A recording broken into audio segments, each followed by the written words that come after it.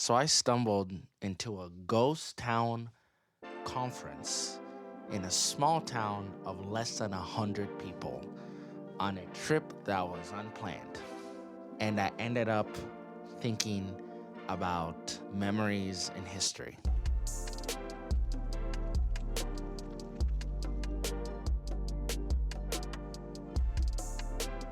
So my wife and I were going on a anniversary trip and we decided Port Gamble's close by, let's just go have fun there. Let's just see what happens. We stumble onto it and it's a packed people and people and people.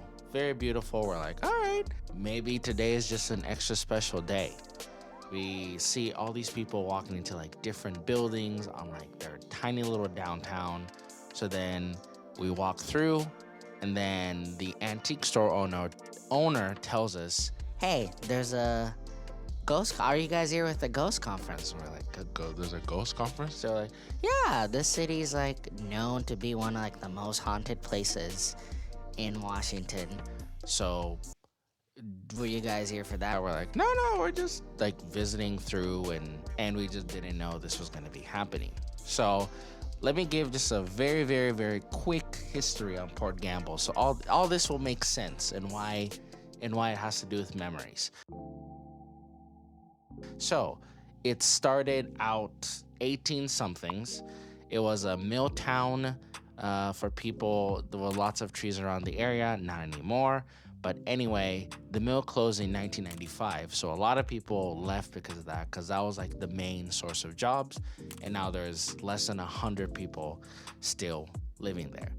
So as you can see in all these photos, very beautiful architecture, New England, Midwest village type of architecture is what you see. Like everyone's house downtown is this beautiful architecture and has these little cards that are talking about what the resident did inside of the house. And because of this, because the house is old and all that, it has these long-term residents or these ghosts. So this is one of like the famous one. This is the Wilkes Ames house. He was one of the mill superintendents since like the 1890s. And then there was a painted lady as well. So if you see something, great. I didn't see anything, so it's whatever. This is what I took.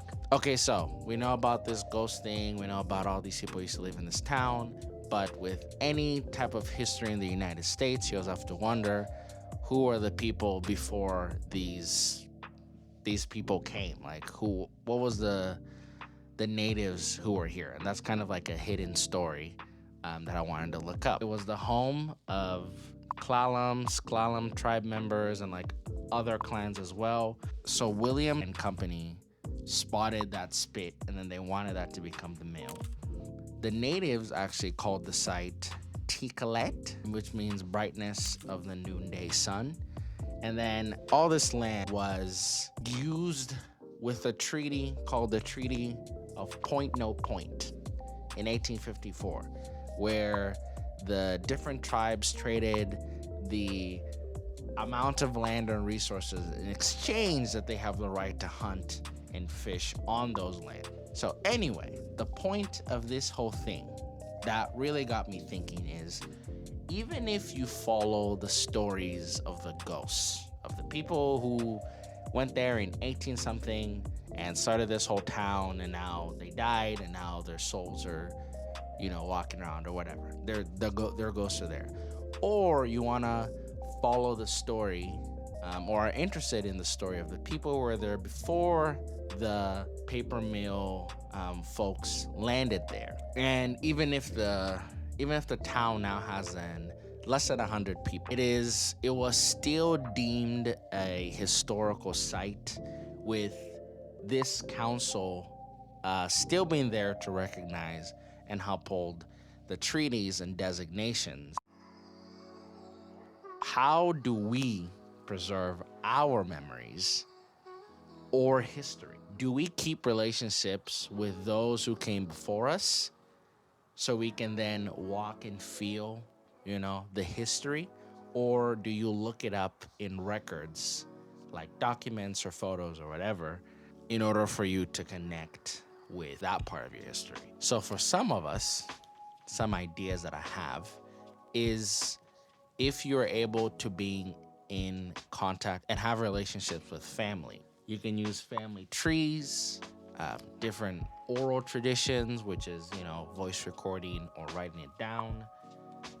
This can be having a family archive where you keep different stuff, that's part of your history, or even passing down different family traditions that you have, if that's, different things you do on special occasions or days, things like that. All of that is part of preserving those memories, preserving our histories. Now, for some of us, you're not really close with family, or the history is a little,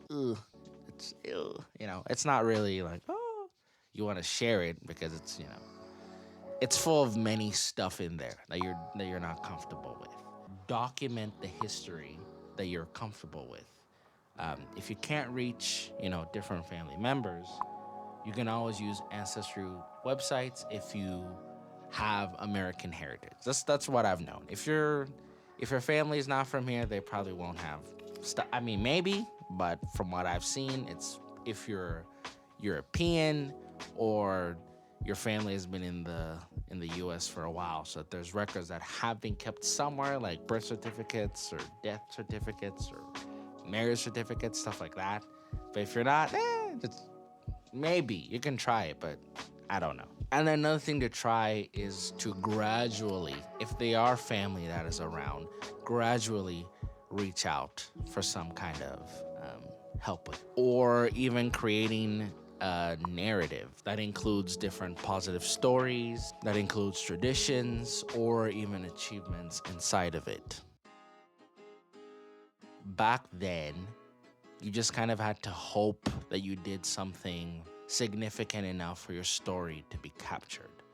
Now we have the ability to either look back on our own past or preserve our own in order to inform what happens in the future. Because all of this adds to a sense of belonging, a sense of identity, even a sense of purpose, which we'll talk about next time.